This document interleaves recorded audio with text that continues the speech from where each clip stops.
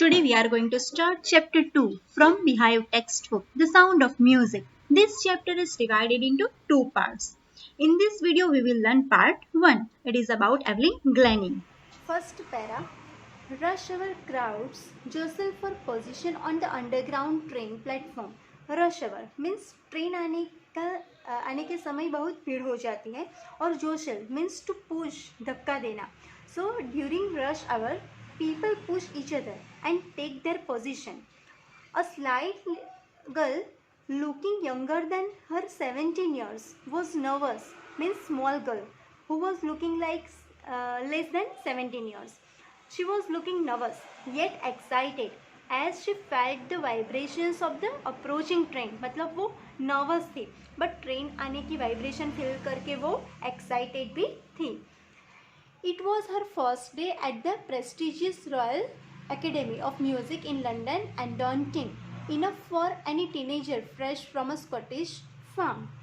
So, prestigious means famous. So, famous Royal Academy of Music जो London में है, वहाँ पर उसका पहला दिन था और कोई भी टीनेजर हो वो पहले दिन daunting मतलब डरा हुआ होता है. But this aspiring musician मतलब any person who wants to be a musician, and Evelyn also wanted to be a musician, and so she faced a bigger challenge as she was profoundly deaf, means she was totally deaf and she was unable to hear. Second para. Evelyn Glennie's loss of hearing had been gradual, मतलब slowly उसकी Evelyn ग्लैनी की hearing skill जो थी वो कम होती जा रही थी. Her mother remembers noticing something was wrong when the 8-year-old Evelyn was waiting to play the piano. उसकी मदर को याद है कि जब वो 8-year-old थी उस टाइम पर जब वो पियानो प्ले करने के लिए वेट कर रही थी. They called her name and she didn't move.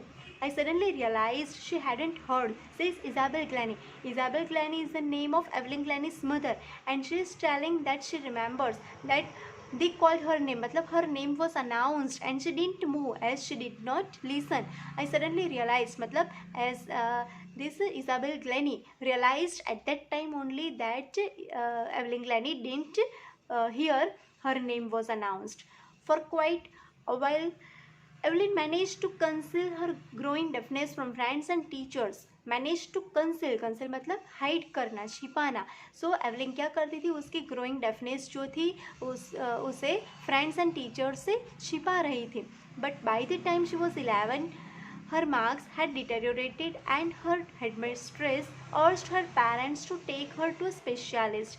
But as she was 11 years old and her marks was deteriorated, मतलब मार्क्स कम आने लगे, तब हेड मिस्ट्रेस ने urged her parents, urged मतलब requested her parents, उसके पेरेंट्स को बुलाकर रिक्वेस्ट किया कि उसको कोई स्पेशलिस्ट के पास ले जाए. It was then discovered that her hearing was severely impaired मतलब वीक हो गई थी as a result of gradual nerve damage. वो एकदम से नहीं हुई थी, मतलब at that time it was discovered that slowly her nerve system was damaged. They were advised, they मतलब Evelyn's parents were advised that she should be fitted with hearing aids. Evelyn को कोई hearing aids फिट किया जाए and sent to a school for the deaf. So deaf की जो special school होती है वहाँ पर उसे भेजा जाए, ऐसे एडवाइस स्कूल में से एवलिन के पेरेंट्स को दी गई. Everything suddenly looked black, says Evelyn. Evelyn क्या बोलती है कि उस टाइम पर सडनली उसकी लाइफ में एकदम अंधेरा छा गया था, ऐसा उसने फील किया. Third para. But Evelyn was not going to give up. Evelyn छोड़ देने में से नहीं थी. She was determined to lead a normal life and pursue her interest in music. She was determined, वो फर्म थी, उसने डिसाइड कर लिया था कि वो तो एक नॉर्मल लाइफ ही जिएगी. एंड pursue मतलब maintain her interest in music. One day she noticed a girl playing a xylophone. Xylophone एक म्यूजिक इंस्ट्रूमेंट है, तो एक दिन उसने एक लड़की को जाइलोफोन बजाते हुए देखा and decided that she wanted to play it too. And उसने डिसाइड कर लिया कि उसको भी ये बजाना है. Most of the teachers discouraged her, but percussionist Ron Forbes spotted her potential. Most of the teachers discouraged her. उसको डिमोरलाइज करते थे कि वो नहीं कर सकती. बट परकसनिस्ट मतलब एक तबला वादक थे, रॉन फॉब्स, स्पॉटेड मतलब उन्होंने फाइंड कर दिया, उन्होंने जान लिया उसकी पोटेंशियल, उसकी कैपेसिटी को उन्होंने जान लिया। He began by tuning two large drums to different notes. He मतलब रॉन फॉब्स ने टू डिफरेंट ड्रम्स को अलग अलग तरीके से बजाना शुरू किया। Don't listen through your ears, he would say, try to sense it some other way. He मतलब रॉन फॉब्स ने एवलिन को बोला कि don't listen through your ears, ears के अपने कानों से सुनने की प्रयत्न मत करो, लेकिन म्यूज़िक को, ये जो आवाज़ है उसको सेंस मतलब महसूस करने का प्रयत्न करो। सडनली सेज एवलिन, एवलिन ने बोला, suddenly I realised I could feel the higher drum from the waist up and the lower one from the waist down.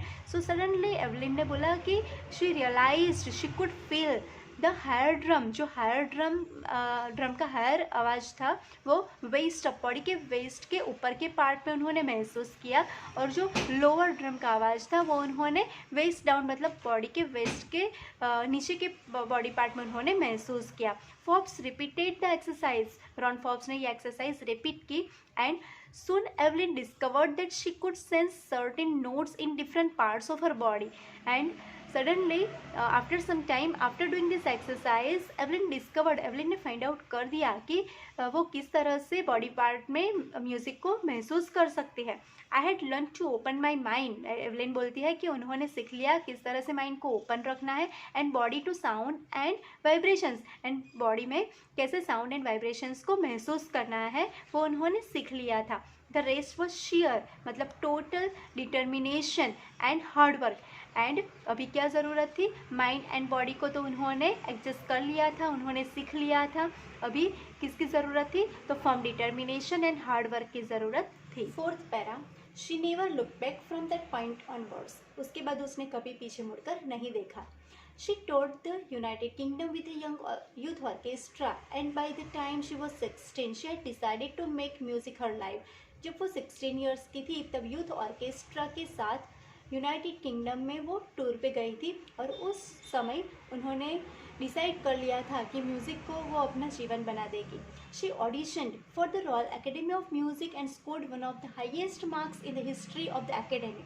सो उसने रॉयल एकेडमी ऑफ म्यूज़िक में ऑडिशन दिया और उसमें उसने हिस्ट्री ब्रेक की थी, हाईएस्ट मार्क्स उन्होंने स्कोर किया था। She gradually moved from orchestral work to solo performances, orchestral work के बाद उन्होंने सोलो परफॉर्मेंसेस देना शुरू किया था। At the end of her 3-year course, 3 years के ये कोर्स के एंड में she had captured most of the top awards, captured मतलब she had won most of the top awards. Fifth para, and for all this Evelyn won't accept any hint of heroic achievement, मतलब ये सब success पाने के बाद Evelyn ऐसा नहीं सोचती थी कि उसने हीरोइक अचीवमेंट पा ली है। If you work hard and know where you are going you will get that. वो क्या सोचती थी, इफ़ यू वर्क हार्ड, अगर आप हार्ड वर्क करोगे, and if you are knowing where you are going, अगर आपको मालूम है कि आपको कहाँ जाना है, then definitely you will reach that. And she got right to the top, and this way she reached to the top level. The world's most sought after multi-percussionist with a mastery of some 1000 instruments, मतलब demanded, उसकी demand बहुत थी, और multi percussionist with mastery of some 1000 instruments मतलब thousands of instruments पे उन्होंने अपनी mastery पाली थी। And hectic international schedule, hectic मतलब पावरफुल एंड बहुत ही टाइट उसका इंटरनेशनल शेड्यूल भी था। Sixth para, it is intriguing to watch Evelyn function so effortlessly without hearing. Intriguing मतलब it was fascinating to watch Evelyn when she was playing any musical instrument. In our 2-hour discussion she never missed a word, मतलब ये author writer बोल रहा है कि उसके साथ के 2 घंटे के लिए जो डिस्कशन हुआ था उसमें एक भी वर्ड उन्होंने मिस नहीं किया। Man with bushy beards give me trouble, she laughed. It is not just watching the lips, it's the whole face, especially the eyes.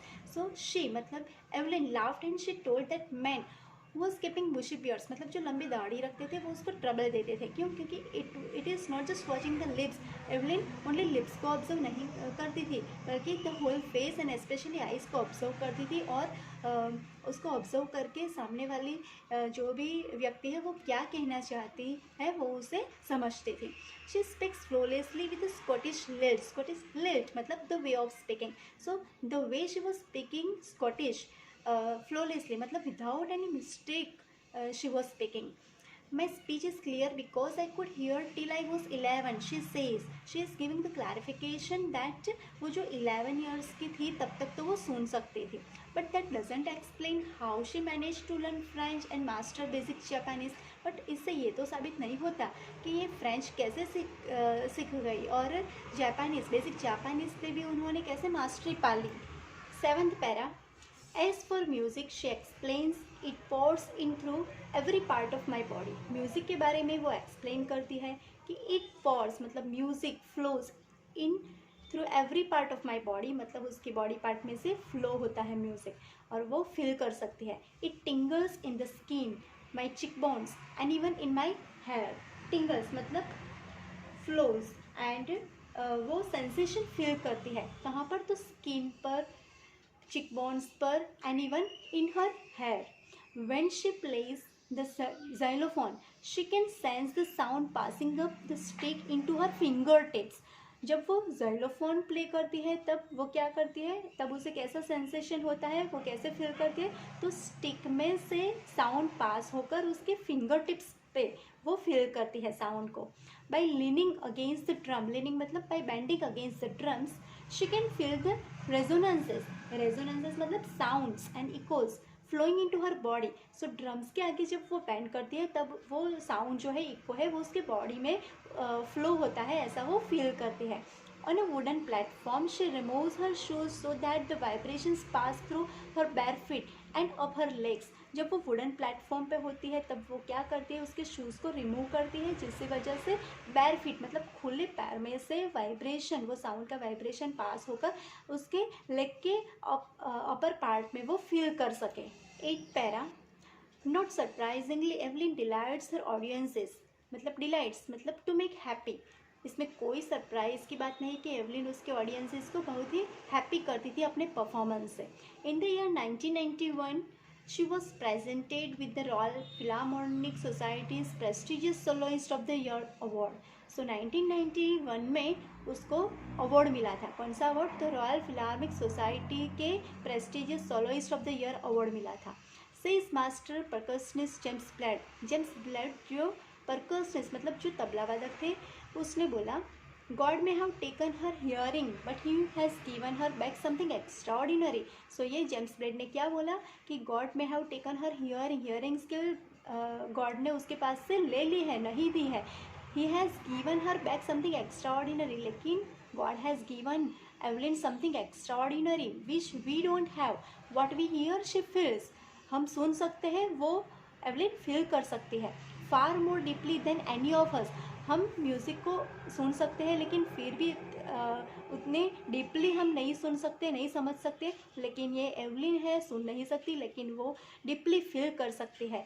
That is why she expresses music so beautifully and because of that only Evelyn expresses her music so beautifully. 9th para. Evelyn confesses that she is something of a workaholic. Evelyn ने मान लिया था कि वो free बैठने वालों में से नहीं है. I have just got to work, often harder than classical musicians. So I have just got to work. मुझे काम ही करना है और क्लासिकल म्यूजिशियंस जो होते हैं उनसे भी कहीं ज़्यादा हार्ड वर्क मुझे करना है. But the rewards are enormous, और उसका रिवॉर्ड्स उसे बहुत ही अच्छा और ज़्यादा मिला है. Apart from the regular concerts मतलब जो रेगुलर परफॉर्मेंसेस होते हैं, तो उसके जो रेगुलर परफॉर्मेंसेस होते हैं उसके अलावा Evelyn also gives free concerts in prisons and hospitals. Prisons मतलब जेल एंड हॉस्पिटल्स में वो अपना फ्री कंसर्ट्स मतलब फ्री परफॉर्मेंसेस देती थी. She also gives high priority to classes for young musicians को भी वो हाई प्रायोरिटी देती थी. And Richlin of the Beethoven fund for deaf children says, वो बिथोवन फंड जो डेफ चिल्ड्रन के लिए है, उसके एंड रिचलिन ने कहा, she is a shining inspiration for deaf children. She मतलब Evelyn is a shining inspiration and one of the inspirational source for deaf children. They मतलब deaf children see that there is nowhere that they cannot go. कोई भी ऐसी जगह नहीं है जहाँ पर वो लोग नहीं जा सकते. ऐसा इंस्पिरेशन उन लोगों को मिला, डेफ चिल्ड्रन को मिला. किससे मिला? तो एवलिन से मिला. 10th para. Evelyn Glennie has already accomplished more than most people twice her age. Evelyn Glennie has already accomplished मतलब उन्होंने ट्रेनिंग एंड स्किल पा ली थी. देन मोस्ट पीपल ट्वाइस हर एज, उसके एज से डबल एज के लोगों से भी ज़्यादा ट्रेनिंग एंड स्किल पा ली थी. She has brought percussion to the front of the orchestra and demonstrated that it can be very moving. So उन्होंने percussion मतलब म्यूजिकल इंस्ट्रूमेंट ऑर्केस्ट्रा में भी प्ले किए थे और डेमोन्स्ट्रेट भी किया था. She has given inspiration to those who are handicapped, people who look to her and say, if she can do it, I can. And not the least, she has given enormous pleasure to millions. So she has given inspiration to those who are handicapped. She was one of the inspirational source for the handicapped people, and those people looked at her. They started saying, in spite of losing hearing skill, if she can do, then I can also do. So this way she has given inspiration to most of the people.